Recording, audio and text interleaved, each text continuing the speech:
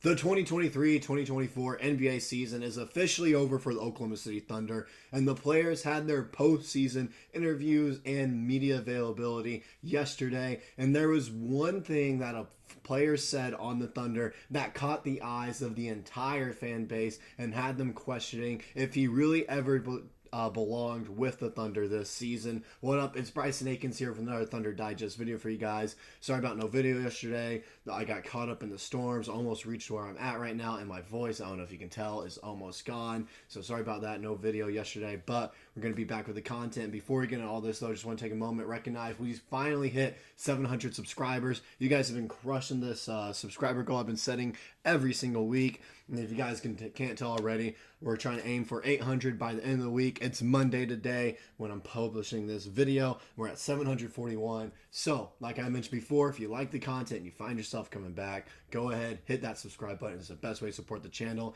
We'll go ahead and get into the video. Now, there were a ton of things that we could take from the entire media availability that we might be talking about for the next week or so, because there was a bunch to kind of process along with what Josh Giddey had to say, Dort, J-Dub, Chet, like everyone on the team, even some of the more role players such as Kendrick Williams.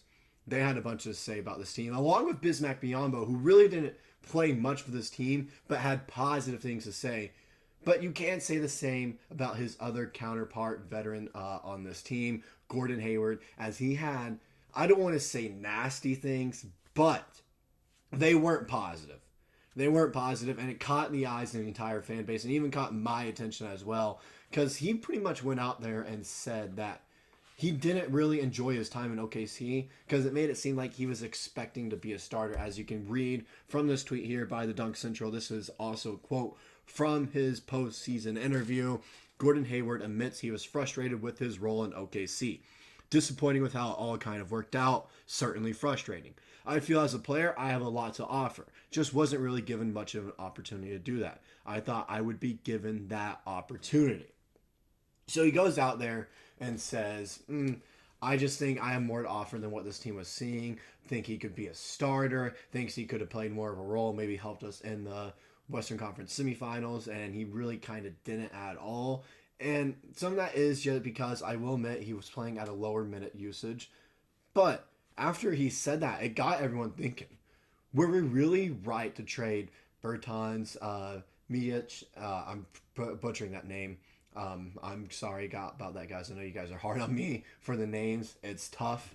All right. And then also Trey Mann. It's starting to seem like we lost that trade. And I think we did as well after like the first 2 weeks watching how Gordon Hayward played and how everyone played in Charlotte. I think we lost that trade, especially with how much they could have helped out in the playoffs as well with his minutes, because this is something I saw. Gordon Hayward played 46 minutes in 7 playoff games and took 3 shots for 0 points. Davis Bertans would have ripped off 92 threes in those minutes. And that's a little bit of an exaggeration, I think. But I do think Bertans would have shot the ball and he would have made some of those shots, and it could have changed the game for us. It could have changed it. Maybe it would have led us to the Western Conference Finals. We're not going to sit back and say what ifs, though. I do think, though, we would have been better off if we had Davis Bertans still playing in Gordon Hayward's role instead, and we still had the young core that we had. And then maybe in this offseason that we have now, we look into trading those guys as they prove themselves on this team with those playoff minutes, and then we try and go get someone else, and we use that leverage to go get another person that can really fill in these needs that we need to fix, such as the big man problem. So it just goes off to show, Gordon Hayward, played 46 minutes, and he's disappointed that he didn't really get to show off the opportunity of the kind of player he was. You took 3 shots in those 46 minutes. He's making it seem like he didn't want to shoot the ball. He's making it seem like he didn't like being in OKC. He didn't like being off the bench. He's just making it seem like he was, I don't want to say a cancer to the locker room environment, because you can tell the environment never changed. But when you're a veteran player and you're complaining about this, and it kind of shows when he's on the floor as well that he's frustrated, he's not really bought into what's going on, it can affect how other guys are playing on the floor. It truly does, especially when you're a veteran with the status that he does, how he played in Utah, even how he came back after his horrific injury he had in his first season at Boston in the first game.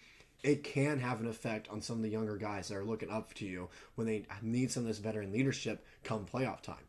And then there are guys who got moved to the bench who didn't even complain about it in their postseason interviews, as you can see here. Josh Giddey spoke on it. Josh Giddey on his move to the bench. I love Isaiah. That's my guy. I was really excited he got to start in the playoffs. Whether I play 5 minutes or 40 minutes, I wanted to be the best teammate I can be. I love my teammates. That's what we need from guys that have their roles changed and aren't really in the spot that they expected to find themselves in. Gordon Hayward expected him to be in a higher role than he was in OKC, and he was frustrated by it. He was. He wasn't at the point where he thought he should be with this team. Josh Giddey, during the playoffs, got moved to the bench, but he wasn't frustrated by it, as you can see there. He wasn't. Even on the floor, you could tell he was playing better off the bench. He had a little bit more confidence in himself. He did. And so he knew it was betterment not only for himself, but the team, as he knew it would put the team in the best position to win. He knew that. And so he didn't go off and complain saying, oh, I'm really frustrated with how it turned out, and trying to get him off the team. Because now it's for sure thing. I was already kind of certain that we weren't going to re-sign Gordon Hayward this offseason. Now it's for sure, after what he said about his time at OKC and making it seem like he's completely done with the team, OKC's not even going to try to re-sign him because they all know as well Gordon Hayward's not interested in coming back. He's not. And so it goes to show, this really was the wrong guy to pick up. It was. Just because he didn't really bring much to the team, as you can also see from his stats, and you guys saw from the playoff numbers. In 26 games played, he had 3 starts and averaged 17 minutes a game. He averaged 5 points a game, all right, on 45% shooting, not bad, but he's only taken 4 shots a game. He's only taken 4 shots a game in 17 minutes of play. It's like he's afraid to shoot the ball, and that's not what we needed. We needed a veteran scorer, someone to help out this team. He had 2.5 rebounds per game, 1.6 assists, 0.5 steals, 0.8 blocks. I think that's right. Yeah, that's right. It just shows right there. He really didn't bring a whole lot to this team. I think we were better off with the production that Trey Mann and Bertans and everyone else that we traded away and got rid of. I think we were just better off keeping those guys. Poku, I think we were better off keeping him as well. It just goes to show that you need to make sure this is the right guy that you're getting. They need to make sure they know what their role is going to be. They need to know, Gordon Hayward, you aren't going to be a starter. And some people thought he could take Josh Giddey's starting role, but we had guys off the bench better than Gordon Hayward already. We just needed someone to help out with veteran leadership on this team because we were young come playoff time, and he just didn't help out. We needed someone in the playoffs that is used to that kind of environment. When we're down a little bit, put him in to get a spark going for us. And then he goes out there and only takes 3 shots and doesn't score a single point in the playoffs in 46 minutes of play. That's not what we needed. It wasn't. I can guarantee you in this offseason, in this free agency, in this class, we might be looking to veteran leadership as well. We might be trying to look towards that. Even though we got this playoff experience under our belt, we still might be looking towards that when we try to either trade for a guy or sign someone in free agency. I still think the plan should be try to trade for Lauri Markkanen, and then if you can sign Nicholas Claxton, that's great. If not, trade back for Steven Adams because that fills in your veteran leadership and it fills in your need for a big man right there. And he fits in with OKC. He loves the city loves him. He'd be a great guy in the locker room for presence-wise. That fixes a ton of problems and needs already. Now, we can also talk about in another video. I'll go ahead and mention that too. If you guys want me to talk about Steven Adams potentially coming back, if there are reports out there, send them my way, and I can make a video over that. But I can guarantee you this. After what Gordon Hayward had to say, he's no longer going to be associated with the Thunder. No longer. We don't need that kind of guy in the locker room if we're looking to make a run for the next few years. That's all I got to say on what he had to say. Oh, voice crack there. My voice is almost gone after the end of this video. But that's all I had to say about what he had to say during his postseason interview.